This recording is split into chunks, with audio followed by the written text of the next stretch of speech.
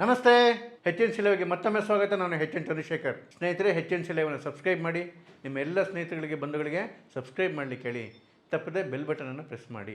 ರಾಜಣ್ಣವರನ್ನ ಸಂಪುಟದಿಂದ ವಜಾ ಮಾಡಲಾಯಿತು.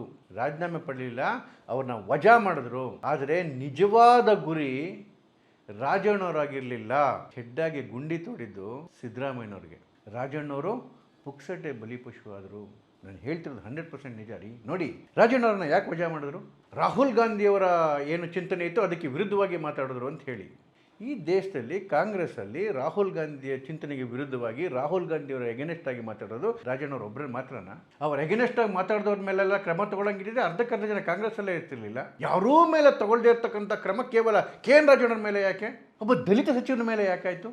ನೋಡಿ, ಮೊನ್ನೆ ಆಪರೇಷನ್ ಸಿಂಧೂರ ಸಂದರ್ಭದಲ್ಲಿ ರಾಹುಲ್ ಗಾಂಧಿಯವರ ಏನೇನಾಗಿತ್ತು? ಭಾರತಕ್ಕೆ ಹಿನ್ನಡೆ ಆಯಿತು, ಭಾರತಕ್ಕೆ ಸೋಲಾಯಿತು, ಫೈಟರ್ ಜೆಟ್ಗಳು ಭಾರತದ ನಾಶ ಆದವು, ಭಾರತಕ್ಕೆ ಅವಮಾನ ಆಯಿತು ಅಂತ ಹೇಳೋದು. ಅದನ್ನು ವಿರೋಧ ಮಾಡಿದವರು ಯಾರು? ಇದೇ ಕಾಂಗ್ರೆಸ್ ಅವರು, ಇದೇ ಶಶಿ ತರೂರ್ ಅವರು. ರಾಹುಲ್ ಗಾಂಧಿಯ ಲೈನನ್ನು ಸಂಪೂರ್ಣವಾಗಿ ವಿರೋಧ ಮಾಡಿ ಮಾತಾಡೋದು ಶಶಿ ತರೂರ್ ಅವರು. ಏನು ಕ್ರಮ ತಗೊಂಡು ಕಾಂಗ್ರೆಸ್ ಶಶಿ ತರೂರ್ ಅವ್ರ ಮೇಲೆ? ಶಶಿ ತರೂರ್ ಒಬ್ಬರೇ ಅಲ್ಲ, ಸಲ್ಮಾನ್ ಖುರ್ಷಿದ್ ಅವರು. ಸಲ್ಮಾನ್ ಖುರ್ಷಿದ್ ಯಾವ ಮಟ್ಟಕ್ಕಾಗಿ ಮಾತಾಡಿದ್ರು ಅಂತ ಹೇಳಿದ್ರೆ, ಯಾರು ಈ ವಿಷಯದಲ್ಲಿ ಭಾರತವನ್ನ ಅಥವಾ ಭಾರತದ ಸೈನ್ಯವನ್ನ ಅನುಮಾನ ಪಡ್ತಾರೆ ಅವರು ದ್ರೋಹಿಗಳು ಅನ್ನೋ ಮಟ್ಟದಲ್ಲಿ ಮಾತಾಡಿದ್ರು. ಅದರರ್ಥ ರಾಹುಲ್ ಗಾಂಧಿ ಒಬ್ಬ ದ್ರೋಹಿ ಅಂತೇಳಿ. ಏನು ಕ್ರಮ ತಗೊಂಡ್ರಿ ಸಲ್ಮಾನ್ ಖುರ್ಷಿದ್ ಮೇಲೆ? ನೋಡಿ, ಕೆಲವೇ ವರ್ಷಗಳ ಕೆಳಗಡೆಯಿಂದ ಈ G23 ಅಂತೇಳಿ ಏನು ಗ್ರೂಪ್ ಮಾಡ್ಕೊಂಡ್ರು, 23 ಜನದ ಒಂದು ಗ್ರೂಪ್ ಮಾಡ್ಕೊಂಡ್ರು. ಅವರೆಲ್ಲರೂ ಕೂಡ ಕಾಂಗ್ರೆಸ್ಸಲ್ಲಿ ದೊಡ್ಡ ದೊಡ್ಡ ಹುದ್ದೆಲಿದ್ದವರು. ನಿರಂತರವಾಗಿ ರಾಹುಲ್ ಗಾಂಧಿಯವ್ರನ್ನ, ಸೋನಿಯಾ ಗಾಂಧಿಯವ್ರನ್ನ, ಕಾಂಗ್ರೆಸ್ ಪಕ್ಷದ ಏನು ಚಟುವಟಿಕೆಗಳನ್ನ ವಿರೋಧ ಮಾಡ್ಕೊಂಡೇ ಬಂದವರು. CWCಗೆ ಲೆಟರ್ಗಳನ್ನ ಬರೆದ್ರು, ಪ್ರೆಸ್ ಮೀಟ್ಗಳು ಮಾಡಿ ಇವರನ್ನ ಟೀಕೆ ಮಾಡಿದ್ರು. ಯಾರ ಮೇಲೆ ಏನು ಆಕ್ಷನ್ ತೊಗೊಂಡ್ರಿ? ಅದರಲ್ಲಿ ಗುಲಾಂ ನಬಿ ಆಜಾದ್ ಅವರು ಕೆಲವರು ಪಕ್ಷ ಬಿಟ್ಬಿಟ್ಟು ಹೋದ್ರು. ಬಿಟ್ಟರೆ ಆ G23ನಲ್ಲಿ ನಿಮ್ಮನ್ನು ಟೀಕೆ ಮಾಡಿದವರು ಇವತ್ತು ಕಾಂಗ್ರೆಸ್ಸಲ್ಲೇ ಇದ್ದಾರೆ. ಅವ್ರ ಮೇಲೆ ಯಾರ ಮೇಲೂ ಆಕ್ಷನ್ ತಗೊಳ್ಳಿಲ್ಲ. ಹಾಗಾದರೆ ಯಾರ ಮೇಲೂ ಇಲ್ದಿರೋ ಆಕ್ಷನ್ನು ಕೇವಲ ರಾಜಣ್ಣವ್ರ ಮೇಲೆ ಯಾಕೆ ಬಂತು? ಅವರೊಬ್ಬರು ದಲಿತ ಸಚಿವರು, ವಿರೋಧ ಮಾಡೋಕ್ಕೆ ಶಕ್ತಿ ಇಲ್ಲ, ಏನೇ ಮಾಡಿದ್ರು ಅನುಭವಿಸ್ತಾರೆ ಆ ಸಮುದಾಯದವರು ಅಂತನಾ? ಅಥವಾ ನಿಮ್ಮ ಗುರಿ ದೊಡ್ಡ ಬೇಟೆಯ ಕಡೆಗಿತ್ತ? ಹೌದು ಸಿದ್ದರಾಮಯ್ಯನವರೇ, ನಿಮಗಿದು ಸುಮಾರು ಒಂದು 100ನೇ ಎಚ್ಚರಿಕೆ ಗಂಟೆ ನಿಮ್ಮ ಹಿಂದೆ ಬಿದ್ದುಬಿಟ್ಟಿದ್ದಾರೆ. ಹೇಗಾದರೂ ಮಾಡಿ ನಿಮ್ಮನ್ನು CM ಚೇರಿಂದ ಇಳಿಸೋ ತನಕ ಅವ್ರು ನೆಮ್ಮದಿಯಾಗಿ ನಿದ್ದೆ ಮಾಡಲ್ಲ. ಇವೆಲ್ಲವೂ ಸೂಚನೆಗಳು ನೀವು ಅರ್ಥ ಮಾಡ್ಕೊತಾ ಇಲ್ಲ, ಅಥವಾ ಅರ್ಥ ಮಾಡ್ಕೊಂಡೇನೆ ಹೇಗಾದರೂ ಮಾಡಿ ನಿಮ್ಮ ಸೀಟನ್ನು ಉಳಿಸ್ಕೊಳ್ಳೋದಕ್ಕೆ ನಿಮ್ಮ ಜೊತೆಲಿರೋ ಎಲ್ಲರೂ ಬಲಿಯಾಗ್ತಾ ಇದ್ರು ಕೂಡ ಸುಮ್ಮನೆ ಕೂತಿದ್ದೀರಿ, ಮೂಕ ಪ್ರೇಕ್ಷಕರಾಗಿದ್ದೀರಾ ಅನಿಸುತ್ತೆ. ನೋಡಿ ಸ್ನೇಹಿತರೆ, ಸಿದ್ದರಾಮಯ್ಯವ್ರಿಗೆ ಕೆಡ್ಡ ತೊಡೋದಕ್ಕೆ ಇವತ್ತಿಂದ ಶುರುವಾಗಲಿಲ್ಲ. ಈ ಸರ್ಕಾರ ಬಂದ ಮೊದಲನೇ ದಿವಸದಿಂದ ಶುರುವಾಯಿತು ಅವ್ರನ್ನ ಬಲಿ ಹಾಕೋದಕ್ಕೆ ಪ್ಲ್ಯಾನ್ಗಳು. ಇಲ್ದಿದ್ರೆ 136 MLAಗಳನ್ನ ಗೆದ್ಕೊಂಡು ಒಂದು ಮುಖ್ಯಮಂತ್ರಿ ಸ್ಥಾನಕ್ಕೆ ಹೋಗಬೇಕಾಗಿದ್ದಂಥ ವ್ಯಕ್ತಿಗೆ ಮುಖ್ಯಮಂತ್ರಿ ಸ್ಥಾನ ಘೋಷಣೆ ಮಾಡಿದ 24 ಗಂಟೆ ಒಳಗಡೆ ಸುರ್ಜೇವಾಲಾ ಅವರ ವಿಷಯ ಆಚೆ ಹೋಗಾಗ ನೋಡ್ಕೊತಾರೆ. ಏನಂತ ಹೇಳಿದ್ರೆ, DK ಶಿವಕುಮಾರ್ ಮೇಲೆ ಸಿದ್ದರಾಮಯ್ಯನ ಬಗ್ಗೆ ಅಗ್ರಿಮೆಂಟ್ ಆಗಿದೆ, 2 ವರ್ಷಕ್ಕೆ ಮಾತುಕತೆ ಆಗಿದೆ ಅಂಥೇಳಿ ವಿಷಯ ಆಚೆ ಹೋಗೋ ಥರ ನೋಡ್ಕೊತಾರೆ. ಇದು ಮೊದಲನೇ ಕೆಡ್ಡ, ಮೊದಲನೇ ದಿನವೇ ತೋಡಿದ್ರು.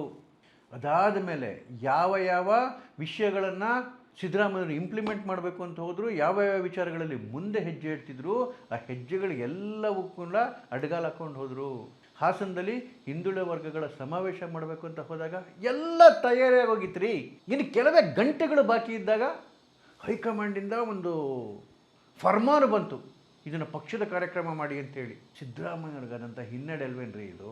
ದಲಿತ ಸಚಿವರು ಒಂದು ಕಡೆಗೆ ಸೇರಿಕೊಂಡು ಊಟ ಮಾಡೋದಕ್ಕೂ ಬಿಡಲಿಲ್ಲ. ಯಾರ ಗುರಿಯಾಗಿತ್ತದು? ಇದೇ ಸಿದ್ದರಾಮಯ್ಯನವರ ಗುರಿ. ಯಾಕೆಂತ ಹೇಳಿದ್ರೆ, ಅದು ಸೇರ್ತಿದ್ದಂಥ ಬಹುತೇಕ ಸಚಿವರು ಸಿದ್ದರಾಮಯ್ಯನ ಜೊತೆ ಇದ್ದವರು.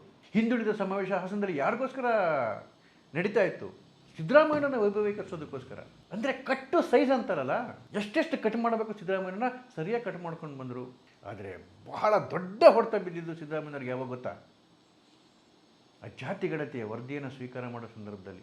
ನೋಡಿ, ಕಾಂತಾಜಿ ವರದಿ ಏನಿತ್ತು ಅಥವಾ ಜಾತಿಗಣತಿ ವರದಿ, ಇದು ಸಿದ್ದರಾಮಯ್ಯವ್ರಿಗೆ ಡ್ರೀಮ್ ಪ್ರಾಜೆಕ್ಟು. ಭಾಳ ಆಸೆ ಇತ್ತು ಅದನ್ನು ಇಂಪ್ಲಿಮೆಂಟ್ ಮಾಡಬೇಕು ಅಂತೇಳಿ.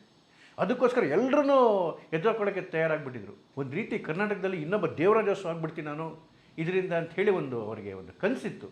ಅದನ್ನು ಬಾಯ್ಬಿಟ್ಟು ಹೇಳ್ಕೊಂಡು ಬಂದರು, ನಾನು ಕಾಂತಾಜಿ ವರದಿಯನ್ನು ಯಾವುದೇ ಕಾರಣ ಆಗಲಿ ನಾನು ಇಂಪ್ಲಿಮೆಂಟ್ ಮಾಡೇ ಮಾಡ್ತೀನಿ ಅಂತ ಹೇಳಿ.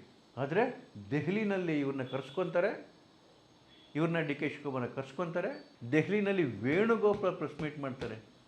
ವೇಣುಗೋಪಾಲ್ಗೂ ಕರ್ನಾಟಕದ ಸರ್ಕಾರಕ್ಕೂ ಏನ್ರಿ ಸಂಬಂಧ? ವೇಣುಗೋಪಾಲ್ ಪ್ರೆಸ್ ಮೀಟ್ ಮಾಡ್ತಾರೆ, ಪಕ್ಕದಲ್ಲಿ ಸುರ್ಜೇವಾಲಾ ಇರ್ತಾರೆ. ಏನಂತ?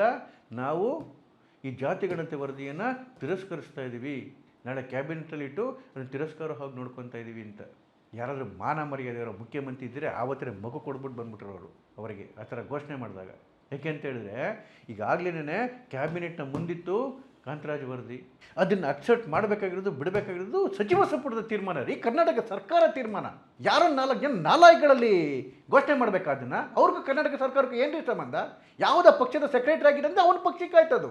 ಇದು ಸರ್ಕಾರ, ಕರ್ನಾಟಕ ಜನಗಳದು, ಕರ್ನಾಟಕದ ಸರ್ಕಾರ ತೀರ್ಮಾನವನ್ನು ಯಾವನೋ ಒಬ್ಬ ಬೇವಕೂಫ ಕೂತ್ಕೊಂಡು ಅಲ್ಲಿ ಹೇಳ್ತಾರೆ ಅಂತ ಹೇಳಿದ್ರೆ, ಪಕ್ಕದಲ್ಲಿ ಕೂತ್ಕೊಂಡು ಇವ್ರು ಸುಮ್ಮನೆ ಇರ್ತಾರೆ ಅಂತ ಹೇಳಿದ್ರೆ, ಸಿದ್ದರಾಮಯ್ಯವ್ರಿಗೆ ಹೇಳ್ತೀನಲ್ಲ ಆ ಕೆಡ್ಡದಲ್ಲಿ ಬಿದ್ದೋಗಿದ್ದಾರೆ ಅಂತ ಅನ್ಸುತ್ತೆ ಆಗ್ಲೇನೆ. ಅದಾದಮೇಲೆ ಇದರದ್ದು ಸ್ಟೇಡಿಯಮ್ದು ಕಾಲ್ತುಳಿದ ಪ್ರಕರಣದಲ್ಲಿ ಯಾರು ಇವರು ಅತ್ಯಾಪ್ತ ರಾಜಕೀಯ ಕಾರ್ಯದರ್ಶಿ ಆಗಿರೋ ಗೋವಿಂದರಾಜು ಯಾವ ಕಾರಣಕ್ಕೋಸ್ಕರ ತೆಗೆದ್ರು ಅವ್ರನ್ನ?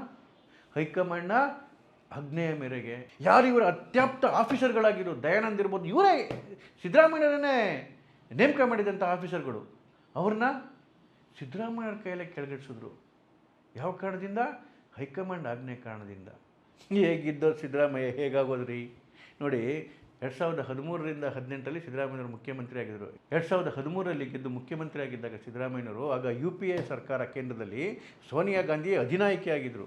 ಹಾಗಿದ್ರೂ ಕೂಡ ಅವ್ರಿಗೆ ಕೇರೆ ಮಾಡ್ತಿರ್ಲಿಲ್ಲ ಸಿದ್ದರಾಮಯ್ಯವರು. ನೋಡಿ, ಸಿದ್ದರಾಮಯ್ಯವ್ರಾಗ ಆಡಳಿತಕ್ಕೆ ಬಂದು ಸಚಿವ ಸಂಪುಟ ಮಾಡಿದಾಗ ಯಾವುದೇ ಕಾರಣಕ್ಕೂ DK ಶಿವಕುಮಾರ್ ಅವರಿಗೆ ಮಂತ್ರಿ ಪದವಿ ಕೊಡಲ್ಲ ಅಂತ ತೀರ್ಮಾನ ಮಾಡಿಬಿಟ್ಟಿದ್ರು. ಹೈಕಮಾಂಡ್ ಬಂದು ಬೇಡ್ಕೊಂಬಿಡ್ತು. 6 ತಿಂಗಳು ಒಳಕ್ಕೆ ಸೇರಿಸಿರಲಿಲ್ಲ DK ಶಿವಕುಮಾರ್ನ. ಕಡೆಗೆ ಹೈಕಮಾಂಡು ಎಲ್ಲ ಬಂದು ಗೋಳಾಡಿ ಚೀರಾಡಿದ್ಮೇಲೆ 6 ತಿಂಗಳಾದಮೇಲೆ ಅವ್ರನ್ನ ಒಳಗಡೆಗೆ ಬಿಟ್ಕೊಂಡಿದ್ದು, ಹೊಸಲೊಳಗಡೆಗೆ ಬಿಟ್ಕೊಂಡಿದ್ದು. ಹಾಗಿದ್ದಂತಹ ಸಿದ್ದರಾಮಯ್ಯ ಈಗ ಕ್ಷಣಕ್ಕೂ ಹೈಕಮಾಂಡ್ ಹತ್ರ ಅವಮಾನ ಮಾಡಿಸ್ಕೊಂಡು, ಸರಿ ಈ ಹೈಕಮಾಂಡ್ ಅವಮಾನ ಮಾಡ್ತಿರೋ ಕಾರಣ ಏನಾದರೂ ಏನು? ನಾನು ಅದಕ್ಕೆ ಹೇಳಿದ್ದು, ದೊಡ್ಡ ಗುಂಡಿ ತೋಡಿಟ್ಟಿದ್ದಾರೆ. ನವಂಬರ್ ಬರುತ್ತೆ, ನವಂಬರಲ್ಲಿ ಕ್ರಾಂತಿ ಆಗುತ್ತೆ ಅಂತ ರಾಜಣ್ಣವ್ರು ಹೇಳಿದರು. ಅದಕ್ಕೆ ಮುಂಚೆನೇ ಒಂದು ಅಮಾಯಕ ಪ್ರಾಣಿನ ಬಲಿ ತೊಗೊಂಡ್ಬಿಟ್ರು ಬಿಡಿ ಕಾಂಗ್ರೆಸ್ ಅವರು. ಆದರೆ ಸಿದ್ದರಾಮಯ್ಯನವರಿಗೆ ಕೆಡ್ಡ ತೊಡೋದಂತ ನಿಶ್ಚಿತ. ಒಬ್ಬೊಬ್ಬರೇ ಇವರ ಆಪ್ತನ್ನೆಲ್ಲ ಬಲಿ ಕೊಟ್ಕೊಂಡು ಬರ್ತಾ ಇದ್ದಾರೆ. ಅದಕ್ಕೆ ಈವನ್ ಸಿದ್ದರಾಮಯ್ಯರು ಕೂಡ ಮುಖ್ಯ ಪ್ರೇಕ್ಷಕರಾಗಿದ್ದಾರೆ. ಕಡೆಗೆ ಒಂಟಿಯಾಗಿ ನಿಲ್ತಾರೆ ಇನ್ನು ಕೆಲವೇ ತಿಂಗಳಲ್ಲಿ ಸಿದ್ದರಾಮಯ್ಯ. ಆಗ ಅವ್ರನ್ನ ಹೊಡೆದಾಕೋದು ಭಾಳ ಸುಲಭ.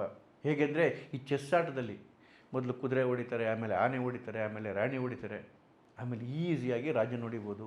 ಒಂದೊಂದೇ ಪಾನ್ಗಳನ್ನ ಹೊಡ್ಕೊಂಡು ಬರ್ತಾ ಇದ್ದಾರೆ. ಮುಂದಿನ ಮತ್ತು ಕಡೆಯ ಗುರಿ ಸಿದ್ದರಾಮಯ್ಯನವರು. ಕೇವಲ ದಿನಗಳನ್ನ ನೆನೆಸ್ಬೇಕಷ್ಟೇ. ನೋಡೋಣ. ನಮಸ್ಕಾರ.